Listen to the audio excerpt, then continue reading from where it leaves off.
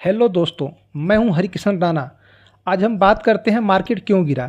अभी 2:48 हो रहा है, ये लाइव हम बात कर रहे हैं। और इस समय निफ्टी जो है 300 पॉइंट ज़्यादा गिर चुका है। सेंसेक्स 1100 पॉइंट गिरा हुआ है। और बैंक निफ्टी की बात करें, ये भी 950 पॉइंट गिर चुका है। ये जो गिरावट नॉर्मली होती तो रहती है डेली, लेकिन ये थोड़ी सी आज खास है। इसका रीज़न कुछ खास रीज़न है। उससे पहले हम देख लेते हैं मार्केट में किस सेक्टर में कितनी गिरावट आई है, क्या है, एक बार चेक कर लेते हैं।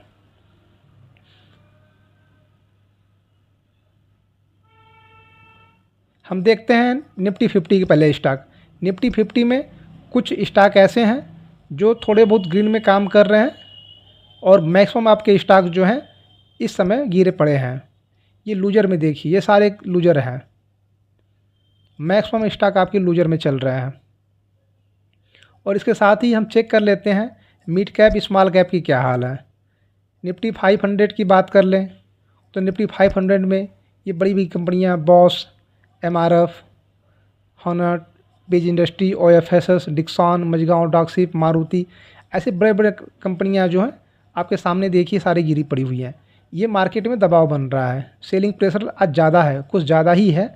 और ऐसे ही देख लेते हैं हम लोग और स्टॉक आपका निफ्टी ऑटो का। निफ्टी ऑटो में बड़ी कंपनियां जो हैं जैसे Bajaj auto, Mahindra and Mahindra, Tata motors, इन Exide industry, Apollo tyres, Motherson Sumi, एसोलन, सारी की सारी गिरी हुई हैं। और दूसरे इंडेक्स को हम देख लेते हैं, आईटी इंडेक्स देख लेते हैं। आईटी में भी देखिए सारी कंपनियां, मैक्सिमम कंपनियां आज गिरी पड़ी हुई हैं। आज जो है एक तरीके से ये मार्केट ब्लड बास्ट कर रहा है। मार्केट में गिरावट ज़्यादा है, और इसका रीज़न क्या है ये हम जानना चाहेंगे। इससे पहले आपको हम रीजन से पहले एक और चीज़ दिखा देना चाहते हैं कि ये मिड कैप स्मॉल कैप में आपकी गिरावट ज़्यादा दिखेगी, क्योंकि जो सेलिंग आ रही है वो मिड कैप स्मॉल कैप में ज़्यादा आ रही है, जिसकी वजह से मार्केट में दबाव बना हुआ है। और इसका एक रीज़न भी है कि आपने देखा होगा पिछले कुछ समय में, यानी पिछले 1 से 2 साल की बात करें तो जितने कंपनियां मिड कैप की थी, स्मॉल कंपनी कई गुना बढ़ चुकी हैं। 400%, 500%, कुछ उसमें 1000% से भी ज़्यादा बढ़ चुकी हैं। तो एक इनका रीज़न रहा है कि ये मार्केट वैल्यूएशन ज़्यादा है। और जो आज की गिरावट का एक सबसे जो बड़ा कारण है वो है आपका अमेरिकन मार्केट। अभी अमेरिकन मार्केट से एक न्यूज़ आने वाली है शाम के समय। ये है कि वहाँ जो रोज़गार का आंकड़ा अभी पास होने वाला है, आज की डेट में आने वाला है कि इस महीना में रोज़गार कैसा आया हुआ है, रोज़गार की वहाँ कंडीशन क्या है, उसके आधार पे एक आंकड़ा आने वाला है। और उस आंकड़ा को देखने के बाद ही मार्केट अपनी दिशा तय करेगा, क्योंकि इकोनॉमी से जुड़ा हुआ आंकड़ा है। और वहाँ पे इसी महीने बैठक होने वाली है, फेडरल रिजर्व बैंक की बैठक भी होने वाली है, और रोज़गार के आंकड़े भी आएंगे। तो जब इन ये जो होते हैं ना, रोज़गार के आंकड़े आएंगे और फेडरल रिजर्व बैंक की बैठक होने वाली है, इन सब की वजह से मार्केट में निवेशक सतर्क हैं कि आगे क्या होने वाला है। तो उसका जो पहला आपका रीजन आ रहा है वो है कि फेडरल रिजर्व बैंक की बैठक और इकोनॉमिक आंकड़े अमेरिका में आने वाले हैं, उनकी वजह से मार्केट में पहले से ही डर भय है, क्योंकि पिछली बार भी आया था, बेरोजगारी दर बढ़ी थी उनकी। और दूसरा जो रीज़न है वह है ग्लोबल बाज़ारों में सुस्ती। गिरावट का दूसरा कारण है ग्लोबल बाज़ारों में सुस्ती। ज़्यादातर मार्केट जो ग्लोबल है, अमेरिका की बात कर लें, एशियाई बाज़ार की बात कर लें, कोरिया है, चीन, शंघाई, जापान, हांगकांग, ये मैक्सिमम सुस्त रहे हैं या फिर गिरावट के साथ बंद रहे हैं रात में।